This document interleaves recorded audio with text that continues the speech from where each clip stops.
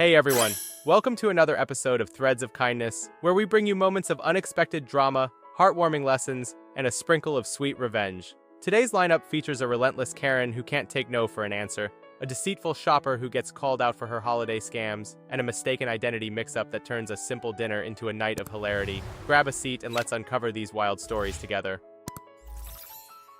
It was a quiet Sunday afternoon when Karen burst into her son-in-law Brian's living room with all the grace of a hurricane.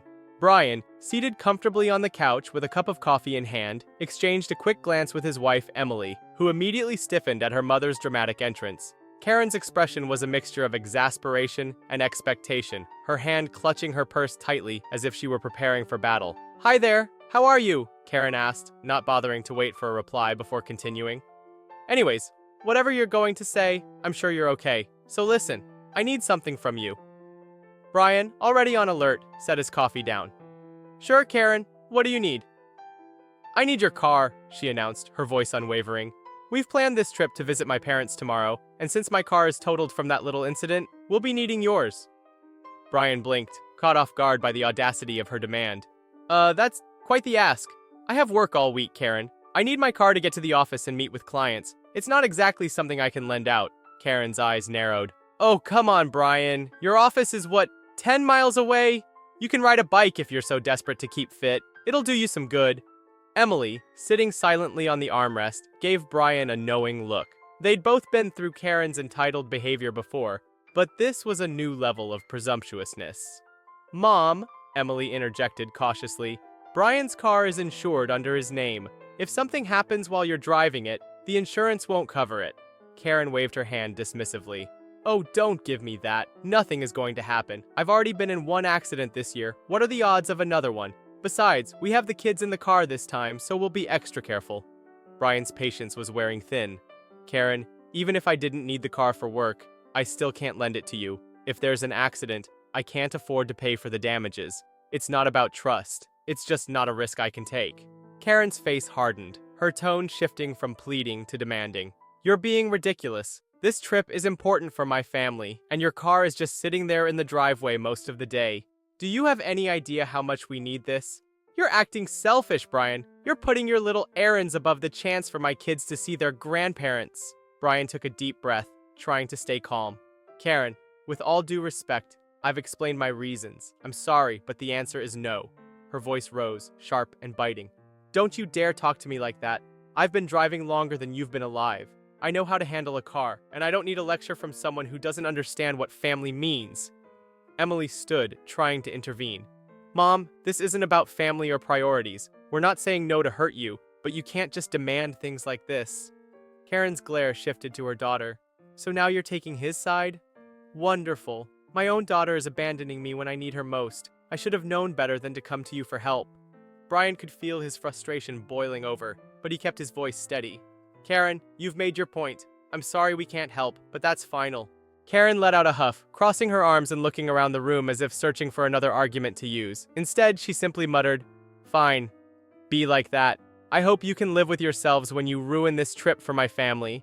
With that, she grabbed her purse and stormed out of the house, leaving Brian and Emily to exchange a look of disbelief. The tension in the room was palpable, but as the sound of Karen's car door slamming echoed outside, they both felt a sense of uneasy relief. Little did they know, the situation was far from over. As Karen's car roared out of the driveway, Brian and Emily sat in stunned silence. The echo of the argument still lingered in the air, a toxic residue of entitlement and hostility. Brian finally broke the silence, running a hand through his hair. "She's something else, isn't she?" he said, his voice tinged with frustration and exhaustion. Emily sighed, pulling her knees up to her chest. "I'm sorry. I knew she'd push for something unreasonable, but I didn't think she'd take it this far." Brian shook his head. "It's not your fault. She just doesn't understand boundaries, or doesn't care about them." They tried to shake off the tension, but neither could deny the uneasy feeling that Karen's tantrum wasn't the end of the ordeal. That uneasy feeling was confirmed when, the next morning, Karen's storm returned, and this time it wasn't just words she hurled. Brian was sipping his coffee in the kitchen, preparing for his day at work, when he heard the unmistakable sound of a car pulling into the driveway. He glanced out the window and saw Karen stepping out of a rideshare, her face set with determination. His heart sank. "Emily, he called, keeping his voice low but urgent. Your mom's back. Emily emerged from the hallway, still in her pajamas. What now? She muttered, rubbing her temple.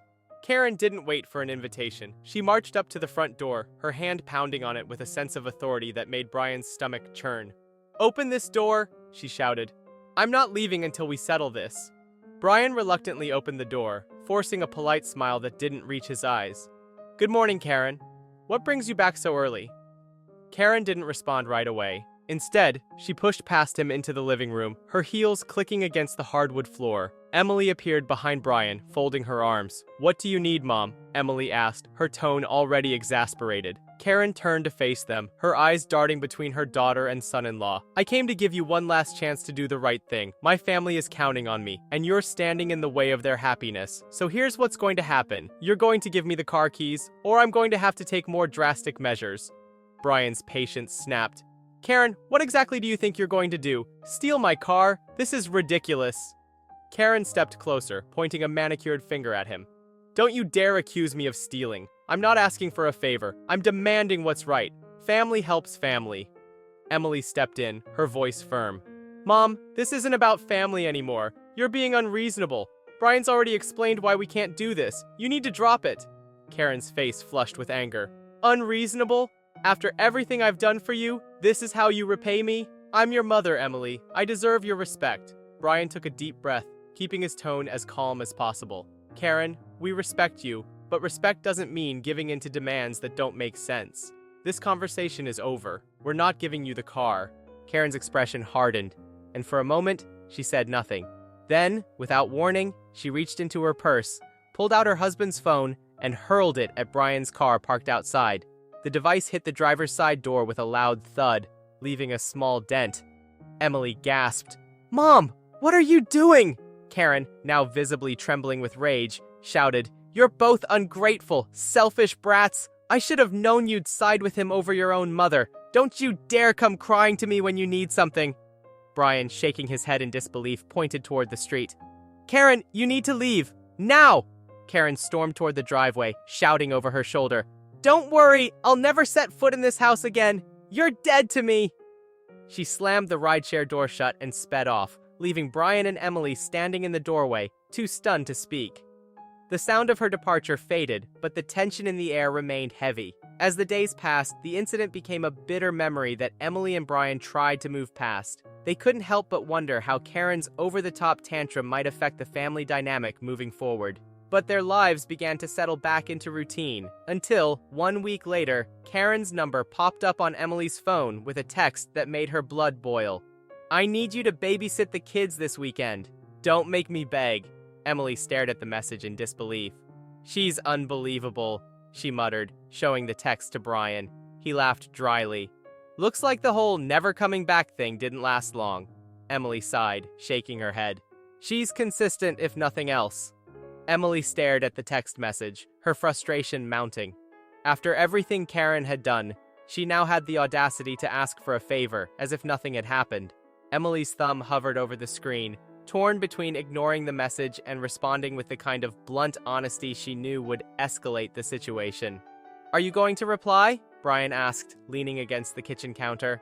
Emily sighed, setting her phone down. I don't know. Part of me wants to ignore her, but another part of me feels like I need to set boundaries once and for all. Brian nodded. Boundaries are good, but knowing Karen, she's going to push back no matter what you say. Do you really want to engage with that again? Emily thought for a moment, then picked up her phone and typed a response. Mom, after the way you acted last week, I'm not comfortable doing you any favors right now. I suggest you make other arrangements. She hit send and placed the phone down, bracing herself for the inevitable fallout. It didn't take long for Karen's reply to come through, a barrage of messages filled with guilt-tripping and insults. I can't believe you're letting something so small come between us. You're punishing me for trying to be a good mother. Do you have any idea how much I've done for you over the years? Emily rolled her eyes and handed the phone to Brian, who scanned the messages and shook his head. Classic Karen, he said. She makes it sound like she's the victim. The phone buzzed again. Fine, I'll find someone else. Don't bother calling me for anything ever again. Emily let out a dry laugh. Didn't she already disown me last week? She's really doubling down on it. Brian shrugged. Maybe this time it'll stick. The weekend came and went without further drama. Emily and Brian enjoyed a peaceful couple of days, free from Karen's interference. But on Sunday evening, Emily received a phone call from her younger cousin, Lisa.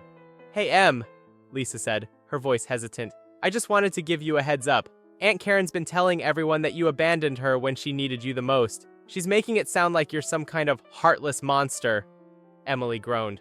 "Of course she is. Thanks for letting me know, Lisa. I'm not surprised, but it's still annoying." Lisa hesitated. "Do you want me to say something to her?"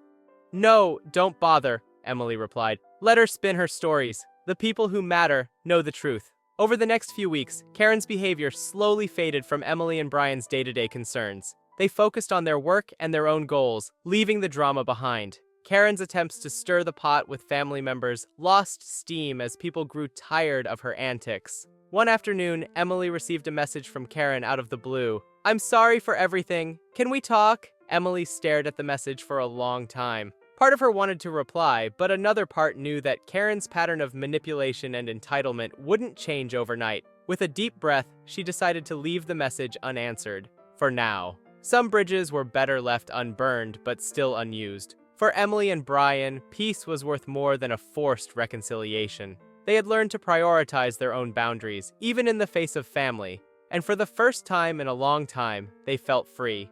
Jessica had always loved the holidays. For her, the season wasn't just about gifts or glittering lights. It was about spreading joy in creative ways. A few years ago, she discovered her knack for assembling beautiful Christmas stockings filled with thoughtful goodies. She began selling them on Marketplace, offering mini, standard, and mega-sized options to suit different budgets. Each stocking was personalized with care, containing treats, small toys, and even wrapped gifts for that extra touch of surprise. Customers loved her work, and her reputation grew as someone who went the extra mile to make their holidays special.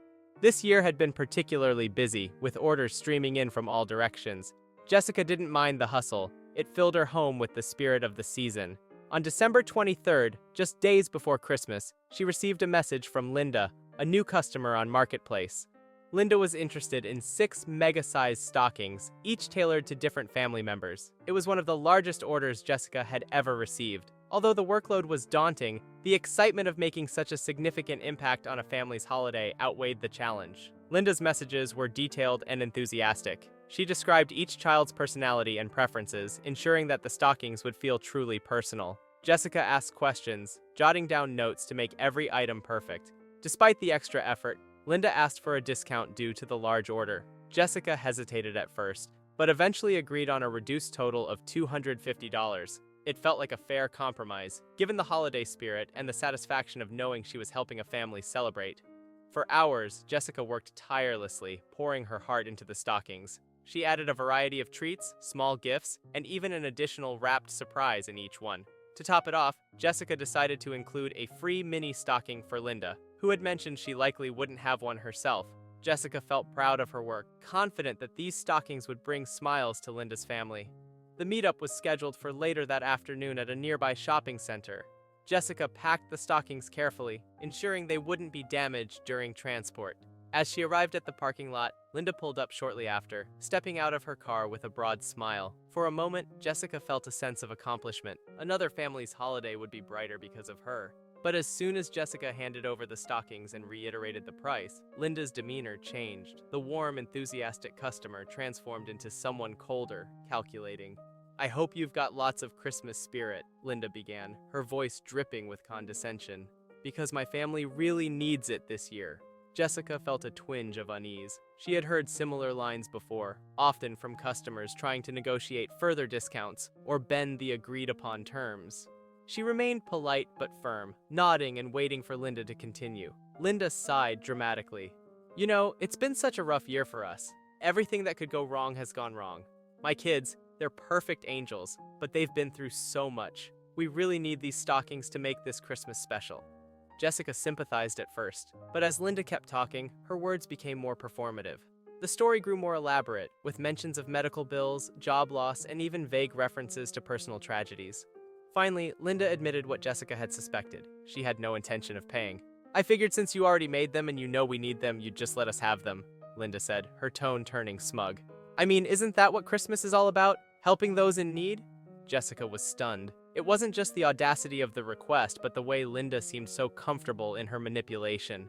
This wasn't a case of someone asking for help out of genuine need. It was a deliberate attempt to exploit Jessica's generosity.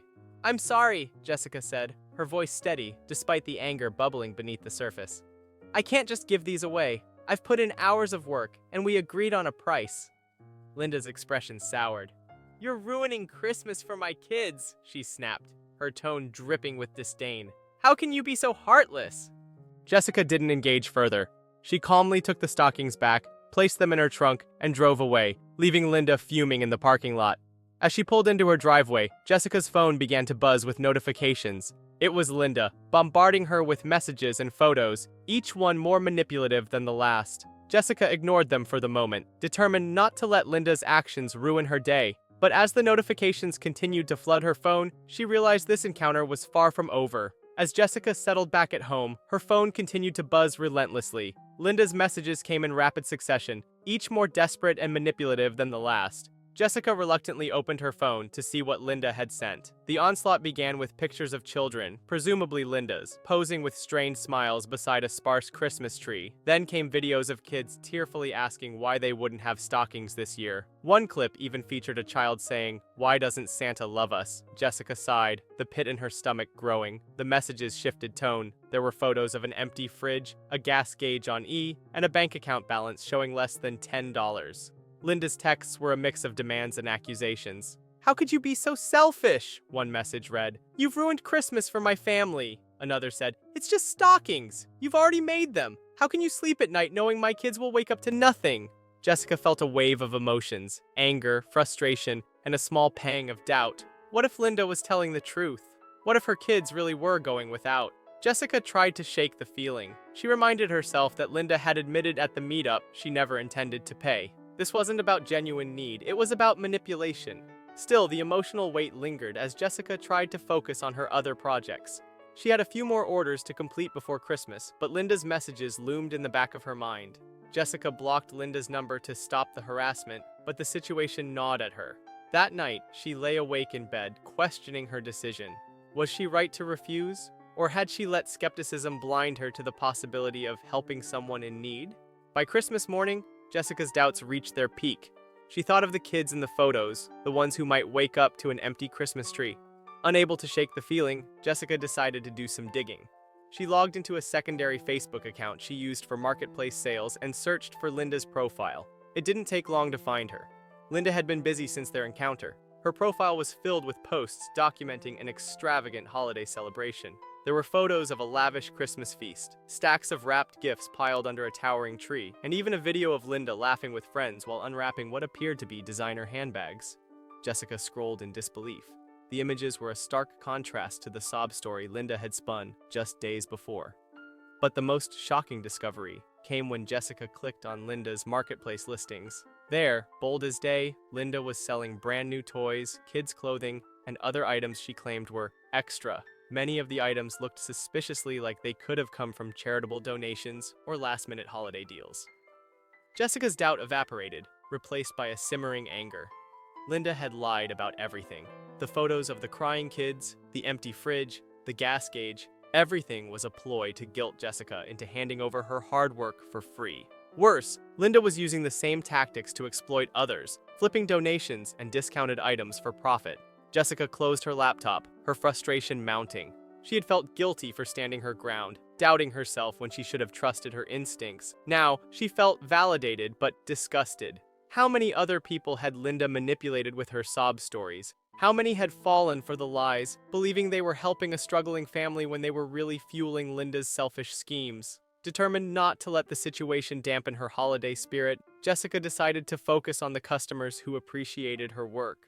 She spent the rest of the day delivering stockings to families who had paid on time and sent her heartfelt thank yous. Each delivery reminded her why she loved what she did, the joy on children's faces, the gratitude in their parents' voices. That was the real spirit of Christmas, not the entitlement Linda had displayed.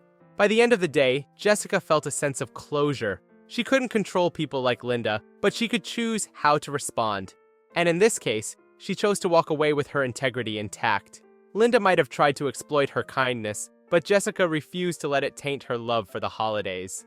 Back at home, Jessica began drafting a post for her marketplace page. She wanted to warn others about Linda's tactics without naming her directly. The post read, "This holiday season, be mindful of those who might take advantage of your kindness. True generosity comes from the heart, but it's okay to set boundaries when someone tries to exploit your goodwill. Let's all focus on spreading genuine cheer and helping those truly in need." Satisfied with her message, Jessica hit post and closed her laptop. She poured herself a cup of cocoa, curled up by the fireplace, and allowed herself to bask in the warmth of a holiday well spent. Linda's deceit had been a reminder of the challenges that came with generosity, but it also reinforced the importance of staying true to her values. Jessica vowed to keep spreading holiday cheer, one stocking at a time, to those who truly needed it. As Jessica sat by the fireplace, savoring the warmth of her home and the satisfaction of knowing she had stood her ground, her thoughts drifted to the lessons learned from her encounter with Linda. The ordeal had left a bitter taste, but it also reaffirmed something Jessica had always believed. Kindness was a gift, but it was not to be taken for granted or exploited. The next day, Jessica logged back into her marketplace account. Her warning post had gained traction overnight, with many people sharing similar experiences. Comments flooded in, ranging from supportive messages to shared tales of others who had encountered manipulative buyers. A few even claimed to recognize Linda's tactics, confirming she was a repeat offender in the community. One comment caught Jessica's attention.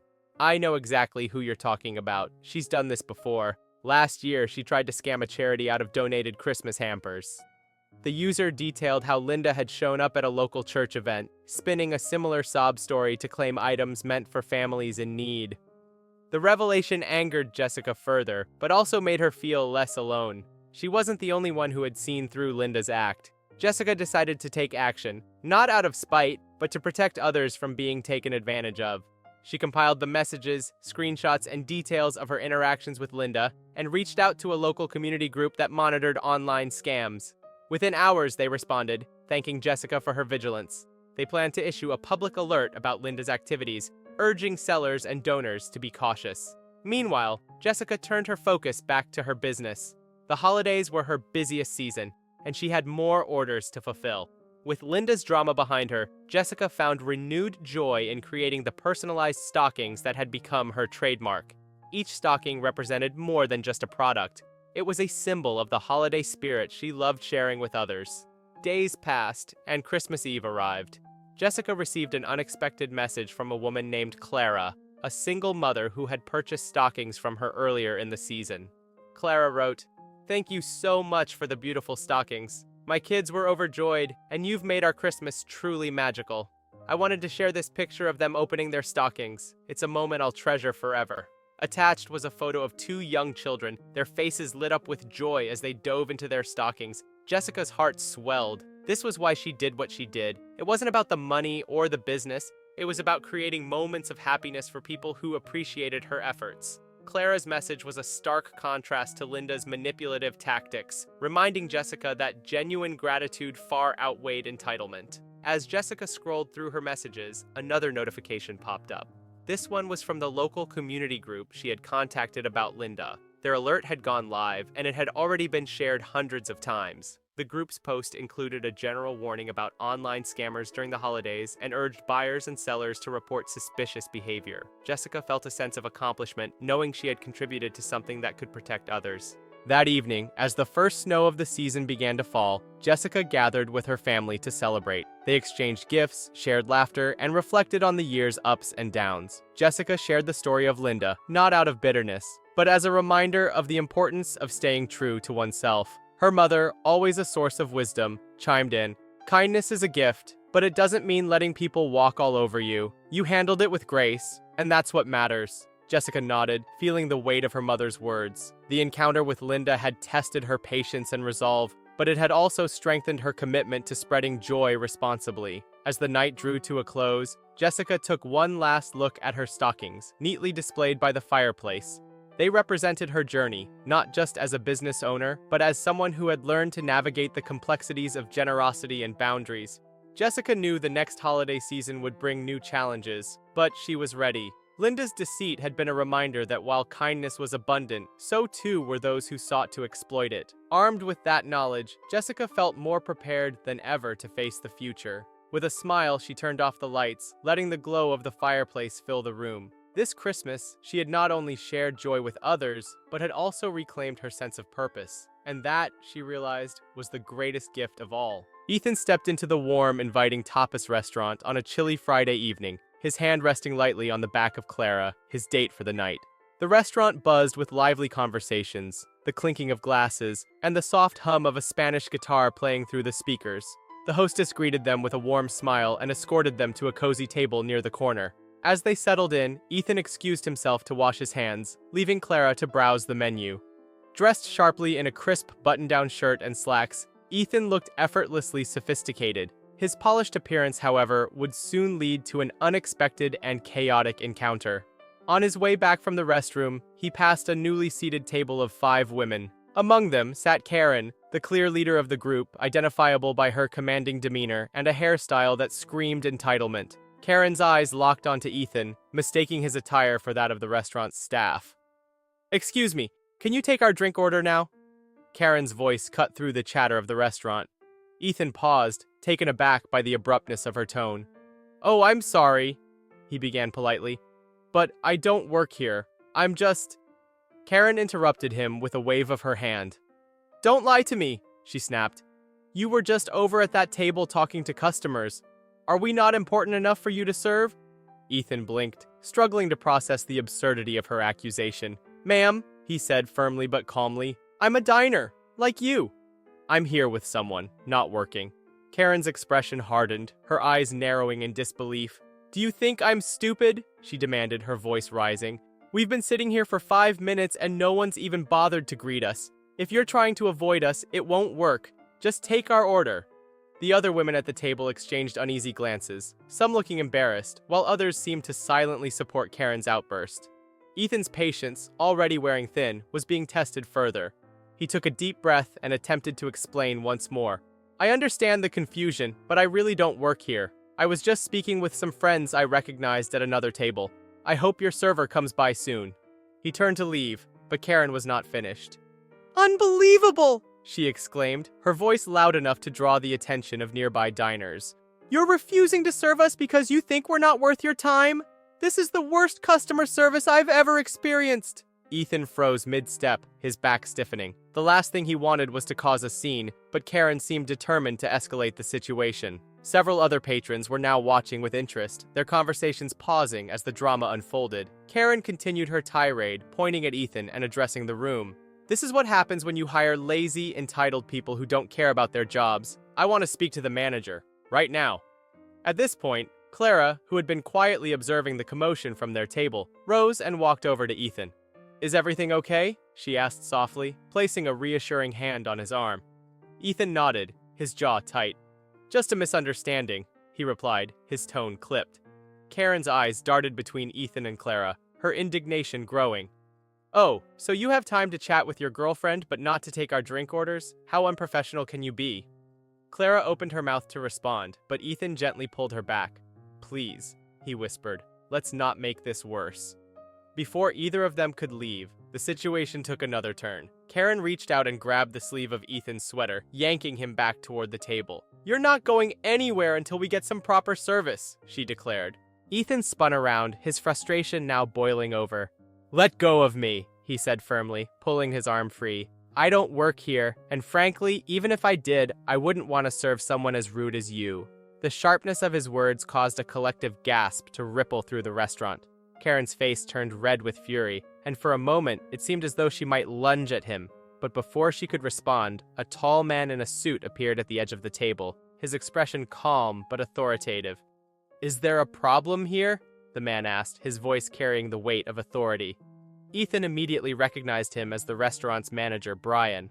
Relieved, Ethan took a step back, allowing Brian to take control of the situation. Karen wasted no time launching into her version of events. "Yes, there's a problem!" she exclaimed, pointing an accusatory finger at Ethan. "This so-called server has been ignoring us, refusing to take our orders, and now he's being incredibly disrespectful." Brian's brow furrowed as he turned to Ethan. "Sir, do you work here?" he asked, though his tone suggested he already knew the answer. "No," Ethan replied, his voice steady. "I'm a customer, just like them. This woman mistook me for a server, and when I explained that I didn't work here, she refused to believe me. Brian nodded slowly, his gaze shifting back to Karen. Ma'am, I can assure you that this gentleman is not an employee of our establishment. He's a guest, and I believe there's been a misunderstanding. Karen's mouth opened and closed, her indignation faltering for the first time. But he looks like a server, she stammered. And he was talking to that other table like he knew them. Brian remained calm, his tone unwavering. Even if that were the case, it does not excuse grabbing another guest or causing a disturbance in the restaurant. I'll ask you to please enjoy your meal and allow us to move past this. Karen's face flushed with embarrassment, and she sank back into her chair. Ethan, grateful for Brian's intervention, thanked him and walked back to his table with Clara. As they sat down, the restaurant buzzed with murmurs and discreet laughter. Ethan couldn't help but smile, relieved that the ordeal was over. For now. Ethan sat back down at his table, shaking his head in disbelief. Clara reached across the table, her hand lightly brushing his. You okay? She asked, her eyes filled with concern but also a hint of amusement. Ethan chuckled dryly. I think I just starred in a live episode of Real Housewives of Entitlement. Seriously, who grabs someone and demands service like that? Clara smirked. Apparently Karen does. I thought she was going to burst a blood vessel when Brian showed up. Their brief moment of levity was interrupted by the soft murmurs of other diners, many of whom were still stealing glances at Karen's table. It was impossible to ignore the simmering tension radiating from her group. Karen sat stiffly, her cheeks flushed with embarrassment, while her friends whispered among themselves, their expressions ranging from discomfort to barely concealed amusement. It was clear that not even her companions fully supported her behavior. As their server approached with 2 glasses of wine, Ethan nodded gratefully and took a sip, letting the rich flavor settle his nerves. You know, he said, setting the glass down, I almost feel bad for her. She probably thought she could intimidate her way through the evening, but instead, she ended up embarrassing herself in front of the entire restaurant. Clara tilted her head thoughtfully. True, but maybe this will teach her a lesson. Although... She trailed off, a mischievous glint in her eye. Ethan raised an eyebrow. Although what? Although she might just double down and convince herself that you're the one at fault, Clara teased. Entitlement and self-awareness don't usually go hand in hand. Ethan laughed, the tension finally leaving his shoulders. Fair point, but I think she's done for the night. Brian handled her pretty well. At Karen's table, things were taking a turn. One of the other women, a tall brunette in a shimmering blouse, leaned in and whispered something to Karen. Whatever she said caused Karen to slam her napkin down on the table. Her lips moved quickly, but the words were too low to carry across the room. Karen's body language, however, spoke volumes. Stiff shoulders, sharp gestures, and a glare that could cut through steel. Ethan leaned toward Clara. Looks like there's some trouble in paradise over there. Clara glanced over discreetly. Yikes, that doesn't look good. I wonder if one of her friends is finally calling her out. About time, Ethan muttered. The confrontation at Karen's table escalated. Karen stood abruptly, her chair scraping loudly against the floor, drawing the attention of nearby diners once again. She threw her hands up in exasperation, said something to her group, and then stormed toward the exit, her heels clicking furiously against the polished floor.